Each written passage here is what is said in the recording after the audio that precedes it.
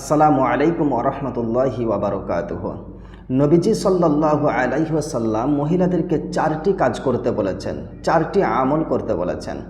আর বলেছেন যে যদি কোনো মহিলা এই চারটি কাজ করে, এই চারটি আমল করে, তাহলে আল্লাহ রব্বুল আলামিন ওই মহিলার জন্য জান্নাতের 8টি দরজাই খুলে দেবেন এবং সেই মহিলা তার ইচ্ছা মতো, তার পছন্দ মতো জান্নাতের যে কোনো দরজা দিয়ে প্রবেশ করতে পারে।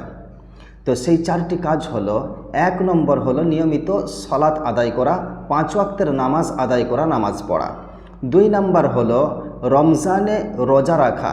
3 নম্বর হলো লজ্জাস্থানের হেফাজত করা। 4 নম্বর হলো স্বামীর আনুগত্য করা, স্বামীর নেক হুকুমগুলি মানা।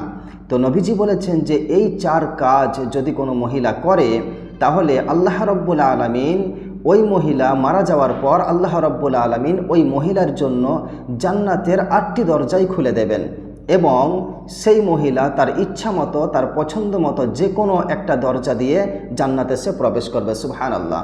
মানে এই 4টি কাজ যদি কোনো মহিলা করে, তাহলে তার জন্য যে জান্নাত নিশ্চিত, একথা নবীজি সাল্লাল্লাহু আলাইহি ওয়াসাল্লাম এই হাদিসের মধ্যে বললেন।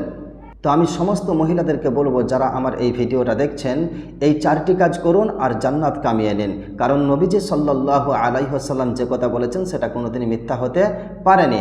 অতএব এই 4 কাজ করুন আর সহজেই আপনি জান্নাতে চলে যান।